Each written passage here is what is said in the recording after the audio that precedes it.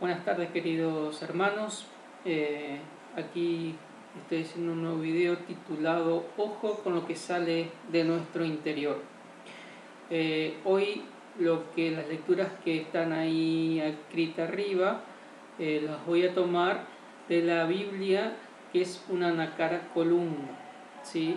Según dicen los que saben, es una de las mejores traducciones en español, junto con la Biblia de Jerusalén. Bien, este video se va a tratar de algo propio que me pasó este domingo cuando fui a misa. Yo era el encargado de hacer el guión y de hablarlo, ¿sí? O sea, de dirigirlo. Y me pasó que en una oportunidad me equivoqué con el guión. Estaban las lecturas de las ofrendas y después seguía la lectura de comunión, ¿sí? Y cuando yo ya había dicho la lectura de las ofrendas y fui a leer la que toca, cuando toca la que se lee la comunión, que uno dice que Jesús ya no es sangre ni vino, sino que es cuerpo y sangre, o bueno, diferentes descripciones para que levantar al pueblo para que vayan a tomar la Eucaristía. Y en vez de leer, ¿sí?, el párrafo que dice de comunión, volví a leer el de las ofrendas.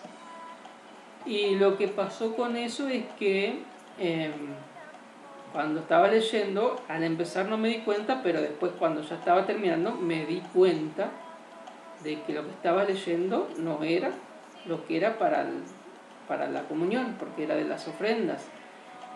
Y lo que salió de mí es que en vez de corregirme, es decir, de pedir disculpas y leer nuevamente lo que tenía que leer, que era sobre la comunión, leí eso y me fui a sentar, es decir, dejé así como estaba. Total, muy pocos se dieron cuenta, entonces no hice nada. Es decir, que no tuve la humildad de reconocer públicamente mi error, ¿sí?, y leerlo nuevamente, lo que correspondía leer, porque sobre el momento cuando estaba finalizando, que decía que había que traer las ofrendas, entonces ahí yo me di cuenta que estaba mal lo que estaba haciendo y no lo corregí. Por lo tanto, es un punto, una falta de humildad que tuve yo, ¿sí? Es decir, que no tuve la humildad de decir, me reconozco que me equivoqué, y decir nuevamente ante la gente, desde que yo seguí, total, algunos se iban a dar cuenta, otros no, ¿sí? Por lo tanto, sí fue un error no es pecado. O sea, hacer un error en la misa o empezar, en vez de leer el Salmo, leer la primera lectura o algo, eso no es pecado, ¿sí? Pero el pecado está en no humillarse, ¿sí? Ese fue el pecado. Pero esto no quedó ahí. Como yo me senté y nadie se dio cuenta de lo que había pasado. Y yo estaba mirando al coro y vi la chica del coro que me miraba fijamente, como diciendo, te equivocaste. Entonces yo le hice con el pulgar, le hice así para abajo, como diciendo, sí, me equivoqué. Bien, una vez que terminó todo, finalizó la misa, fui a hablar con la chica. Y me dice la chica, sí, yo me di cuenta, me dice, que te equivocaste, pero después, total, no te preocupes, nadie se dio cuenta. Hasta ahí estaba todo bien, todo perfecto, pero yo dije algo que no lo voy a decir, dije algo incorrecto en ese momento, y solo escucharon los que estaban en el coro, supuestamente, porque ya todos habían retirado. Y eso que dije fue tan grave lo que dije que tuve que ir a confesarme. Si bien lo que dije lo dije de una manera chistosa o sin pensarlo, cuando yo salí de la iglesia y me puse a pensar lo que realmente dije, realmente fue terrible las palabras que dije, porque falté al segundo mandamiento, ¿sí? Y le falté el respeto a los que estaban en el coro y a todos los que estaban en la misa. Lo que dije no lo voy a decir por el tema que mi confesor me dijo que no es necesario decirlo. Es decir, que yo quise, le pregunté si podía decirlo públicamente y él me recomendó que no lo haga. Por lo tanto, no lo voy a decir. O sea que eso que yo dije solo lo saben las personas que lo escucharon y nadie más. Bien, ¿a qué me lleva todo esto? Por eso es el título, Ojo con lo que sale de nuestro interior. Y ahí es donde uno se empieza a analizar qué yo tenía en mi interior para que salga esa barbaridad que dije. Aunque a veces uno las palabras las larga el viento sin medir, no sin medir, lo dice a veces chistosamente o como sea, pero realmente el que se escuchaba, si uno escuchaba eso, podía tranquilamente haberse ofendido por mi palabra, porque fueron realmente duras y no tenían por qué ser. La verdad fue una vergüenza, pero bueno, más allá de eso, quiero leerles lo que dice Mateo 15, 18, 19. Y dice así, voy a leer un poquito más atrás.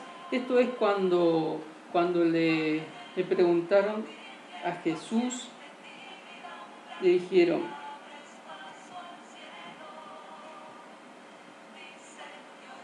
no comprendéis lo que entra por la boca va al vientre y acaba en el seceso, pero lo que sale de la boca procede del corazón, y eso hace impuro al hombre, porque del corazón provienen los malos pensamientos, los homicidios, los adulterios, las fornicaciones, los robos, los falsos testimonios, las blasfemias. Esto es lo que hace impuro al hombre. Es decir, que depende de lo que salga de tu boca, ¿sí? O de tu corazón, o de tus pensamientos, eso es lo que mancha al hombre, y no lo que uno coma. Eso es lo que estaba aplicando Jesús. Es decir, que yo tengo que, con las palabras de Jesús, de Cristo, yo hago eco esas palabras en mí y pienso, ¿qué tengo yo en mi interior que fui a decir eso? ¿Sí? Por más que sea de manera de chiste, por más que por ahí lo dije sin pensar, pero realmente uno se tiene que preguntar, ¿está bien mi interior? ¿Está bien mi alma para decir semejante barbaridad? Y también hay otro versículo que es Mateo 12, 36, 7, que también habla de que nosotros, cuando muramos y seamos juzgados, también seremos juzgados por cada palabra que de cada palabra que haya salido de nuestra boca. Por lo tanto, es muy importante el silencio y es muy importante el no hablar mal del prójimo. Porque a veces hablamos mal del prójimo porque pensando que, bueno, es mi amigo y no pasa nada, pero yo solo le cuento a mi amigo, o solo le cuento esto lo hablo con mi esposa y con nadie más. Pero somos muy débiles en hablar mal del prójimo, por lo que sea. Y a veces hablamos que se dice el chusmerío, o sea, sin saber realmente si esa persona hizo o no tal cosa. Dice Mateo capítulo 12, versículo del 36 al 37. Y yo os digo que de toda palabra ociosa que hablaran los hombres, habrán de dar cuenta el día de juicio. Pues por tus palabras serás declarado justo, o por tus palabras serás condenado. Fíjense en lo importante de lo que son nuestras palabras. Cada vez que nosotros hablamos con la palabra de Dios, es una bendición. Pero cada vez que hablamos cosas que no son de Dios, tenemos que cada vez que hablamos pensarlo 10 veces antes de decir algo.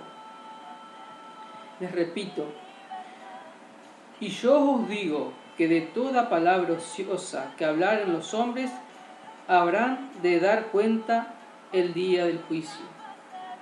Pues por tus palabras serás declarado justo, o por tus palabras serás condenado.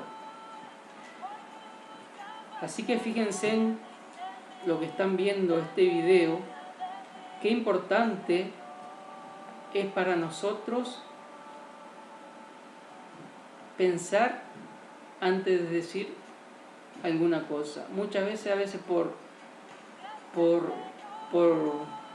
bronca o porque hay algo que nos está oprimiendo, largamos todo y no medimos a quienes herimos o no herimos.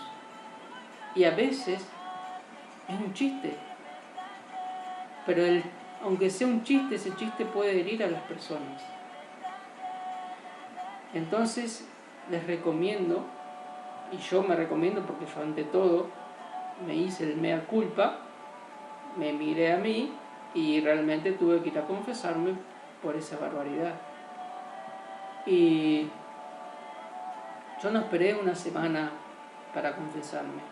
Eso fue el domingo y el lunes ya fui a confesarme. Y qué casualidad, ¿no? Que cuando yo estoy llegando, iba el padre también llegando a la iglesia. Si el sacerdote es la misericordia de Dios, yo iba atrás de la misericordia de Dios llegando a la iglesia. Y esa misericordia fue dada en el sacramento de la confesión. Bien, y otra cosa que quería también hablar es el tema de los silencios en la misa, que generalmente a veces no se está respetando los silencios. Es decir, y eso, generalmente me doy cuenta que cuando el guionista tarda cuando está sentado y se levanta para hablar y tarda un poquito, es como que todos quedan medio desubicados esperando, o que pasa que está todo en silencio, como que hay algo raro. Y tiene que haber silencio. Hay un silencio que es en la liturgia, que es cuando el Padre dice que nosotros tenemos que confesar los pecados. Ahí tiene que haber unos 3-4 segundos de silencio. Y después en la Eucaristía, cuando uno está con Jesús en su interior, también es un momento de estar en silencio. A veces el coro termina la canción y ya arranca con otro tema, como que no puede haber silencio. Y tiene que haber silencios en esos momentos, se tiene que respetar y tiene que haber silencio. Porque lo que es la contemplación se hace en silencio. Y eso es algo que se tiene que lograr a través del guionista y los músicos también.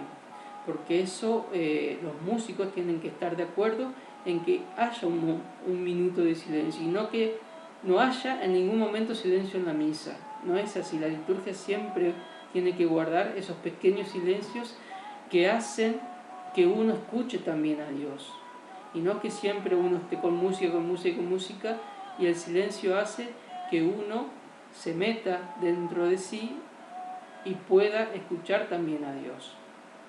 Bien, bueno, creo que esto era solo un poquito de lo que le tenía. Iba a preparar otro tema, pero bueno, a causa de esto, preparé esto. Espero que les haya gustado y nos vemos hasta la próxima.